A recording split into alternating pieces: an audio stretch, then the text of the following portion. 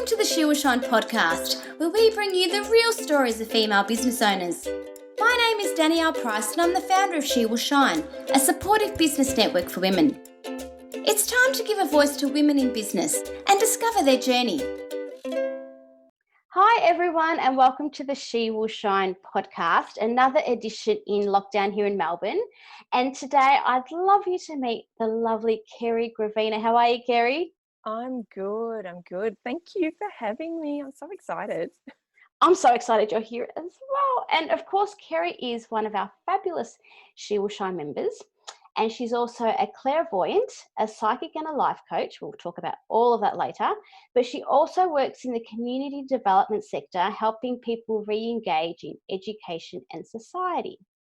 So, Kerri, I've known you for many years, and you've had a few businesses along that journey, and there's been an underlying love of business throughout that whole journey. So where did you get this love of running your own business?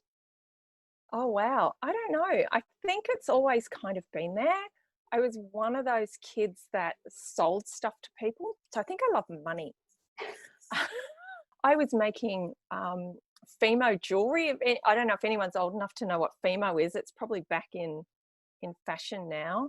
So it's like a polymer clay. So I was making jewelry and I was 12. I was selling that to local shops to make money. We were pretty poor. We grew up pretty poor. So if you wanted something extra, you had to kind of go out and work for it. So, and then I got my first part-time job when I was probably 12 or 13 as well. I was in high school. So I was cleaning a carburetor workshop. That's a pretty dirty place. It was great though. And I learned how to work on cars and stuff like that. So I'm just interested in stuff, I guess. Yeah. It's interesting what you said, because, you know, the strong work ethic, if you wanted something, you had to work for it. And I'm actually noticing with all these podcast interviews that I'm doing, there's a really common underlying thread to each and every one of these amazing women's story, and it's a really strong work ethic. Yeah, and that's important. Like I brought my kids up the same way. As soon as they were old enough, they had to go out and get a job. And I wanted to ask you, Kerri, so you started selling jewelry. Where did that what was next in your, the cleaning the workshop? When did the first actual business of your own come into play? Oh, wow. Probably when I was about 18. So again, making things, a giftware business. So I was making handmade cards and cross stitch and all sorts of crazy handmade things. So I've always made stuff. I was one of those annoying kid, and I was sent off to my aunties and all the old people. So I'm Italian, right? So I was sent off to all the old aunties and my grandmother. So my Nonna pretty much raised me.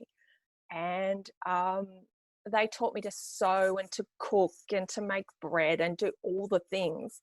So I consequently saw making things as a way to get ahead, I guess. And and I'm pretty crafty. I have to do that kind of crafty hands-on stuff. That's how I sort of ground myself. So started a business doing that. It wasn't very smart because it was very labor intensive for the hours I put in and the money I made. It really was not a smart way to go. But I still loved it. It led you to where you are now. And the love of food obviously started with your family. At She Will Shine, for the listeners, I should say, that don't know Kerri. Kerri is quite famous in our group for her she's catered quite a few of our networking events. But one thing in particular, Kerri's brownies. I only wish we lived closer, because this 5-kilometre thing, I can't pop over for some of your delicious food.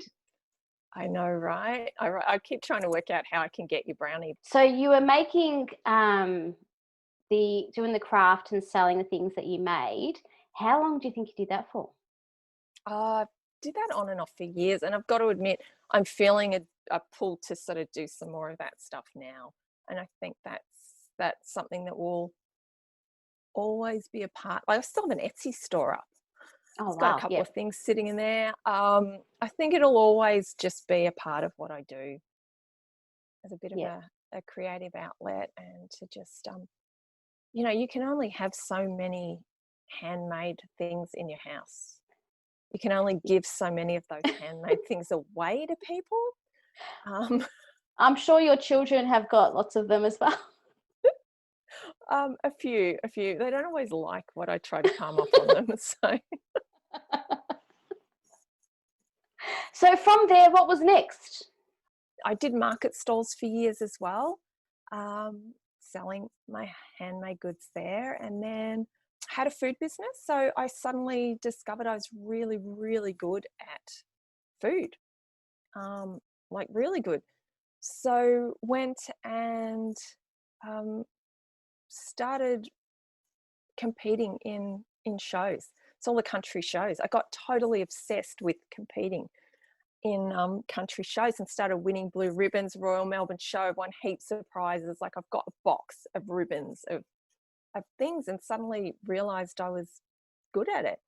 So opened a cafe, had a catering business for a while, supplied to a lot of businesses up here in the hills, like a lot of the stores, a lot of the cafes and bed breakfasts and stuff, all my hand produced goods. That was all while the kids were little, so I could do it around the kids. That morphed into Vintage So and So, and then so that was we started making props. So my ex and I, he would produce the timber props for us. So we did these beautiful party props that were featured all over the world in lots of blogs and stuff like that, and we sold our props, a lot of things into North America. So I did candy displays and stuff like that. I remember, I think that's when I met you, when you were doing all those. It would have been too. So that was a really long time ago, and that was super, super fun. It was great, and different circumstances, I think that could have been quite a big business. So I did all those ruffle tablecloths, and I wrote tutorials for that, and was featured in lots of magazines. Was in that time frame was on TV, so was interviewed for Channel 10 as a mumpreneur. So we have to dig that up somewhere. I've got that somewhere. So that was super fun. I loved that. I would have loved to have done. And we shot a little pilot for possibly a cooking segment, but that sort of around that time, I think the Circle kind of went a little belly up, and there was a few things. So that never ended up going, but that would have been really fun. Just missed my 15 minutes of fame. Oh, that's you got it now. You got it on our podcast. Yeah, and things just kept sort of morphing, and I decided to go back into food. So opened Abundant Food Co. We're doing meal plans and meal delivery service and stuff like that. And I think with that, some of what I was doing is a little ahead of the curve, and I found this a lot. And I think a lot of businesses owners, a lot of us female entrepreneurs, we're a little bit too intuitive. So we pick up on the trends that are coming through, and sometimes we're a little bit ahead of the curve. So we stop doing it just before it's going to take off. Abundant Food Co is still hanging out there, and I'm doing something with that. It's morphing into a little more holistic. And you also do community development work. How is that? Like, I'm kind of following your journey and thinking you followed your passions. Yeah. And so how does the community development work fit into that picture? I just kind of fell into it and realized I'd been doing this the whole time. So when I was in high school, I was one of those horrible, naughty children. I spent more time in the principal's office than in the classroom. I caused more trouble than ever. I was just, I actually love who I was. And lots of people think I was just teachers thought I was just awful. But it's really funny when I run into friends and they remember some of the things that I did. And I managed to get the whole school to go on strike one day. Oh my gosh, born leader there, Kerri, leadership skills. It's crazy. And it was pretty funny. But I kind of remember what it was about. It was pretty turbulent times back then. This is the early 80s. So things were pretty crazy back then. So they decided the best thing to do with me was to put me into like a student council position with the local council. So lots of the organisations I work with now are dealing with kids that were just like me. So a lot of the kids I work with, just like me, the standard school system does not work for everybody. And those kids are the naughty kids, they're rebelling. But they're actually great kids to work with because they're really, really creative and they've got some stuff sorted out. But they've been told the whole way along that they're awful, that they're naughty, they're this, they're that, they're the other thing. They're none of those things. They just march to a different misunderstood beat to what everybody is the box of society are trying to put us into. And I think everybody who's in She Will Shine has a little bit of that quirky outside of the boxness about them. You know, everyone can probably tell a story about not quite fitting. Yeah, we all I think actually Anna Pino mentioned in her podcast interview, she dances to the beat of her own drum. And I think that's a good way of kind of summing up each and every woman in our community, but also the children and how you were. Yeah, we've got to embrace that uniqueness. And even about our own kids, maybe taking a step back and saying, oh, why might they be doing that? What's going on? What's not quite fitting? I love that you can bring that experience to your work now. Yeah. It's beautiful. It's great. It's great. I'm not perfect though. Don't get me wrong. I still get super frustrated sometimes. Don't we all? Actually, a lot of the time. But I do love what I do. It's a great sector to work in. It's tough. It's way underfunded. It's full of women. Because us women, we will work really hard for really little money. We'll actually work overtime too and not asked to be paid for it. Yep. And we need to stop doing that. Overserve. Yep. We really do. And we need to stop doing it in our businesses as well. One thing I love about you, Kerri, just one thing, but there's so many. But so, you know, you're helping women with their confidence through your work as well as a clairvoyant. But I want to know, Kerri, because I find it fascinating.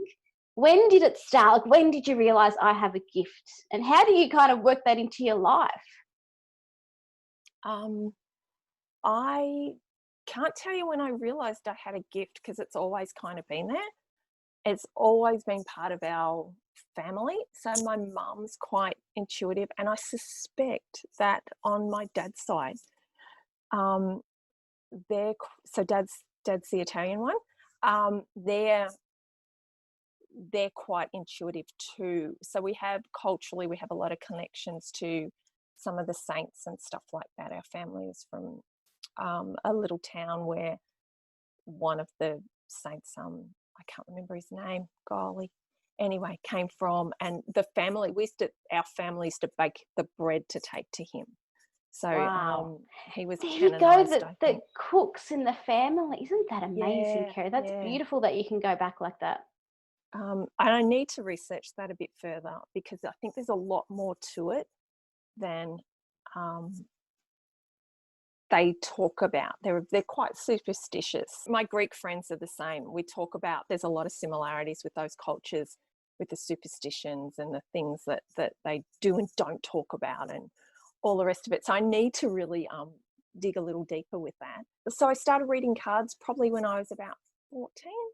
So is that something you saw your mum do? No, I think I picked a book up. I've got a really big collection of really old books, textbooks and stuff, and I've always been really fascinated with the paranormal and ghosts and stuff like that. Sorry, Kerri, so were you reading cards for like your friends and stuff? Like would your girlfriends come over and you'd all do it? Like and we do little things like we'd make potions and little spells, love spells, and all of those kinds of things. Did those work? I don't know. They probably did. I don't do a lot of spell work anymore. Did you kind of keep doing this as you got older? You know, you had a young family. Did you kind of do this? I know now, you offer these services to other people, predominantly women, to help them, especially in business as well. Did you do it like is it something that you just kept on going with your circle of friends, or did you kind of like, did you help other people, or did you kind of just do it for yourself? How did it kind of progress over the years as you were getting older? I kind of took a really big step back from it for quite some time. There was some incidences that's kind of happened. I also got very disillusioned with the whole industry because I'm quite sort of open, and I don't want to be like too secretive. The world doesn't need to know all my business, but if someone wants to know something, I'm kind of happy to tell them. But it got very, oh, you can only do this if you've practiced with this person and if you do it this way. And it just got really closed off. But yeah, I just kind of put everything away for a while, and then suddenly I got a very big nudge. And that was, I can't remember how many years ago that was. It was probably 4 or 5 years ago. Was that a feeling when you say a nudge? Is it a feeling? Is it kind of a sign? It was signs and feelings. I just got really drawn. I'm like, oh, I've got to find my tarot cards. So I was trying to do a photo shoot for a party to put some things together. And I had I've got a crystal ball, and I've got all these other bits and pieces. So I was just trying to do some things for that. And I discovered the cards. There was a card missing from the deck. And I'm like, I can't use them. They're broken now. And I went, oh, I've got to find some tarot cards. So it took me about 2 years to find a deck I liked. And I walked into a shop, found this deck, got chatting to the lady who owned the shop. I said, oh, if you ever want to read for us. I said, oh, I might give this a go. And 2 weeks later, they rang me and hired me. They said, come in, we've got clients. So I read for them and then ran their store for a little while, for about 2 years, in amongst all of this as well. Did you hesitate to say yes, or was it straight away? I said yes straight away. At the same moment, my other side of me was going, who do you think you are? Yeah. Who do you think you are doing this? And I kind of went, no, shut up. This is what I'm supposed to do. Bugger you, I'm doing it. I'm doing it. And we all do that. We all do that. Every day I wake up going, who do you think you are doing this? And then I'm like, hang on, who's the real Kerri? What does she want to do with her life? What do you want to do? And then I step out of that. Yeah. Persona. It's interesting, Kerri, because like you said, the industry kind of turned you off to a degree for a number of years. And it's interesting with what you've said there, because it's kind of like you have that, that imposter syndrome. And then, of course, you look to see what other people are doing. And that's the worst thing you can possibly do, because you just got to stay true to yourself and in that lane. But across all industries, like we were saying earlier, you've been in business so many years, I've been in business so many years, and it doesn't stop at each day, or even, there's always something, maybe not today, but maybe tomorrow, maybe in a week, maybe in a month, something that triggers that thought process for women, regardless of what stage in business you are, where you've kind of got to just sort of say, I'm not listening. I feel the feeling, I'm not listening, but I'm going to move forward anyway. Yeah. Yeah. Kerri, I have had you read my cards. You've been the only person who's ever done it for me, because I trust you completely. So, I've been really scared in the past to kind of venture into that kind of, someone's going to tell me what's going to happen in the future. Oh, I don't know. I'm a bit scared. Do you think, because of your, one, work ethic, but also you're a very caring and very giving and beautiful person, do you think it's because of the nature of you to your warm personality, that women are able to trust you? Because it's a big deal. Like, for me, it was a big deal because I'd never done it before, and I would never go to the thought of going to a stranger, I can't do that. Kerri, I can trust Kerri. Kerri knows me, and it's a safe space. So do you think that's really important for what you do? Yeah, I think that trust is really important. Because things will come up, and sometimes you'll have people in tears. So it's a lot like therapy. It can be a lot like therapy, and people are scared. because, you know, all the movies and Hollywood portrays it as this thing and the bringer of doom, and you don't generally get that. Unfortunately, life's pretty mundane for most of us. It's pretty boring. Like, especially right now in lockdown. Oh yeah. You know, we don't have a lot of big events that do generally happen. And I'm not saying that there isn't tragedy and stuff like that comes up in people's lives. I've only ever come across one time where I felt the need to warn somebody about something. Do you find it, I know when I run an event, for example, I'll run an event, at the end of the event, I'm exhausted. Like, I've loved every minute, but I'm just so, just get me on a couch and turn Netflix on and give me a glass of wine. How does it feel? Because it takes so much of your energy, like this is real an energy exchange. How do you feel afterwards, after you've done a reading for somebody? Oh, the complete opposite of drained. I am elated because I'm not draining from me. This isn't coming from me. So I'm connecting into spirit. So it's like I've plugged myself in and I'm drawing from somewhere else. I'm just the conduit. That's all I'm doing. I like the translator. So I'm translating all these messages that are coming through for you. So I am on fire when I finish. I do some events. We used to do some live events called Wellness and Wine Nights. And I would do like these little 10-minute slots. So I do 10 people in the whole evening. By the end of it, I could have gone out and danced the night away. Couldn't talk because I was talking for so long. But yeah, it's the complete opposite. And I think maybe with life too, and you know, if your events are draining you, that's physically draining you, but mentally you're probably got so many ideas bouncing around in there. You're just physically tired because you've been physically doing something. I'm not physically doing anything. I'm just sitting here letting all this stuff just flow through me. And as it flows through, I get a little bit of energy left behind. And it's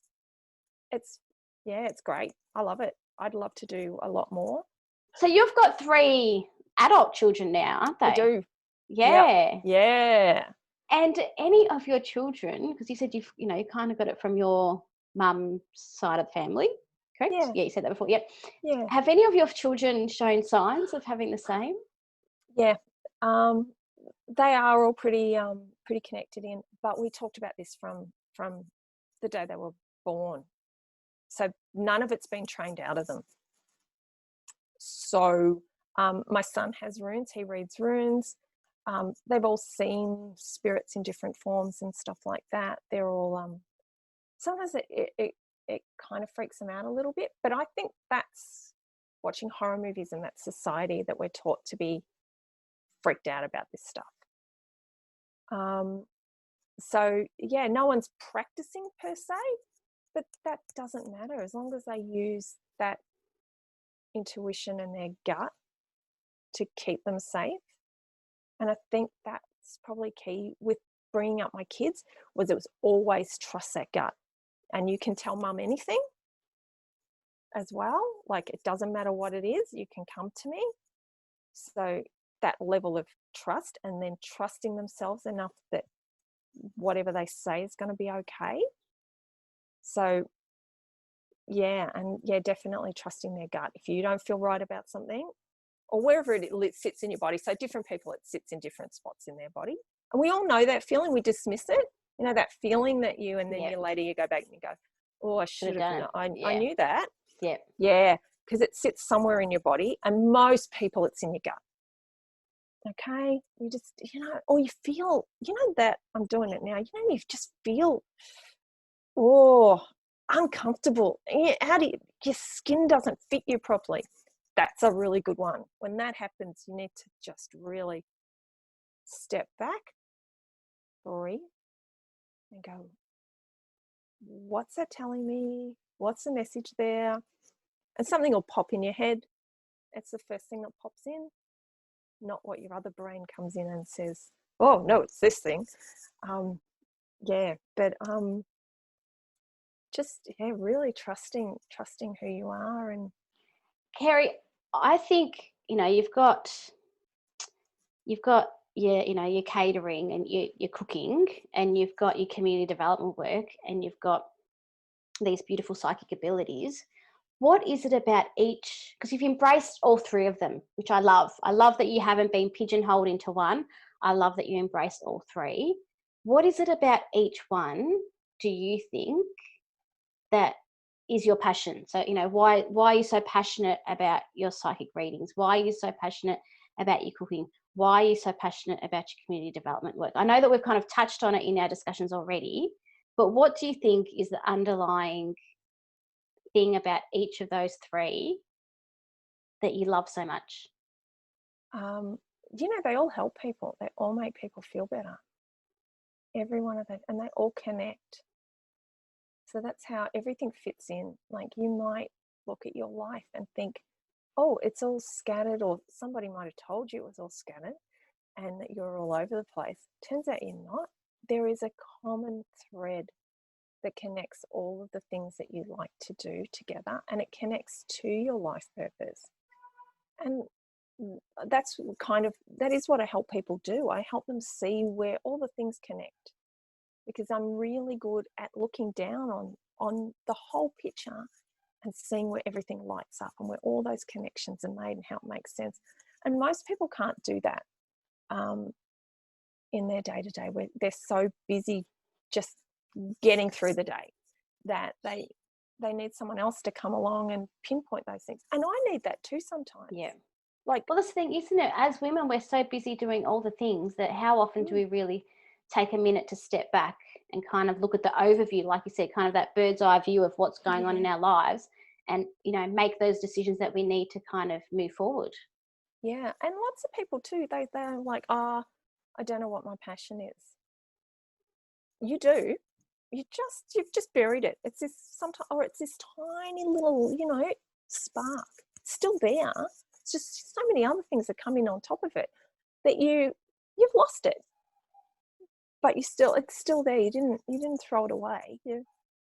We can find it, and we can nurture it, and we can turn it into as big a flame as you want. And that's probably the other thing with people. Some people think they have to burn really bright, but you don't. Maybe you just want to be, a gentle light that just goes through life that way. That's fine. I think as well, it's giving people permission to do things their way, like what you're saying, that they see other people doing this big, bold, whatever thing, and they're like, oh, I don't know, that doesn't feel right. Again, intuition, that doesn't feel right for me. And it's giving yourself that permission to go, well, no, it doesn't feel right. I'm going to do it this way because I think that's the way for me. That will work for me. Yeah. And it's like everybody is psychic or has intuition. Like, that's intuition, and those things keep us alive. They're actually innately part of who we are.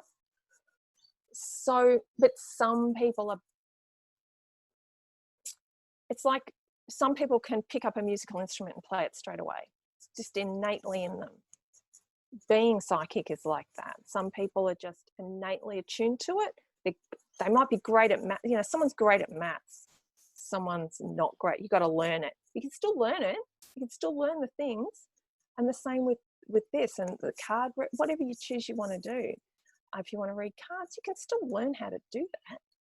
It's just, don't compare yourself. I think that's a theme we've got going here. Don't compare yourself to somebody else. Yeah. Only you can be you. That's right. Giving yourself that permission to be you. Yeah. So, Kerri, do you think, is this kind of, people say, oh, you've got to pick one thing and, follow it through 100%. And, I know in my career that has kind of, I've kind of found my place where I am now, She Will Shine, and that's what I'm kind of moving forward on. But again, doing things your way, you've got these 3 beautiful loves and 3 beautiful passions that you currently do. Is that how you want to move forward, with all those 3? Yeah. I think that they do meld quite nicely together. Some people are multi-passionate and some people aren't. Again, it's just a difference. You can't tell someone who is multi-passionate to just pick one thing. That is like cutting off a limb or telling them to pick which child they like best. Some days you do like one of your kids better than the others, but that can change. That can change by the hour then. Oh, it can. So, and some people are very single-minded and laser focused on one thing, and that's great because that works for them. And the idea for them to have half a dozen things on the go at one time sends them into a tailspin. Whereas for me, just picking one is like a death sentence. It stifles my creativity. And I get bored really easily. So, and I don't see that as a curse either. It just means I need to, I'm getting a bit bored. I need to go do this thing now for a while. Yeah. That frees up my headspace to be able to come back to the other thing. Yep, absolutely. I love that. Yep. Yeah. So again, you've got to march to your own drum. So Kerri, I love, for our listeners that may not know, every day Kerri puts a reading out across her Instagram and Facebook pages. That's right, isn't it? Yeah. And I know that so many of us within the She Will Shine community are embracing these daily readings, and we really appreciate that. Is that, obviously you work one-to-one with people, but just doing that, I guess, you're helping so many more beyond that capacity. Yeah. Look, it's free, and some people just haven't got the money in their budget to pay for something, or they might not even see the value in paying for something like this, and that's perfectly fine because we all have different values and different things that we're prepared to spend our hard-earned cash on. So that's just a little gift, and that fills my cup, and it fills my cup when people comment, and I'll always comment back. And I just really, I like hearing how it affects people, and how a lot of the time the messages I get is, oh, thank you for saying that helped me avoid something, or that's just what's going on now, or and I'm like, it's just nice. It really fills me up. And so now, lovely lockdown and lovely COVID that's hit us. So you've always done these readings virtually as well as in person. So that kind of didn't change. Has it changed with your community development work? Yeah. So I'm at home. I can't go and do my job really. So I spend an obscene amount of time in Zoom meetings and catching up with people on the phone or via email, trying to make things happen. It's affected the mental health of so many of the people I work with. And it's it's difficult. We're going to have to deal with it when we can finally get out there and do what we do. Thankfully the government they are throwing bucket loads of money at this. That's all good and well. It's just, we need to be able to get out there and do it, but we need to be able to do it in a safe way, and we've pivoted. We've made our businesses work, and we're sad because we can't get brownie to people who really need brownie, and that's okay. We're going to find a way to get through this. And when we get those brownies, God, we're going to love them, Kerri. We're going to love them. Yeah. On that happy note, Kerri, I'm going to walk away now, make a cup of tea, wishing I had one of those brownies with it.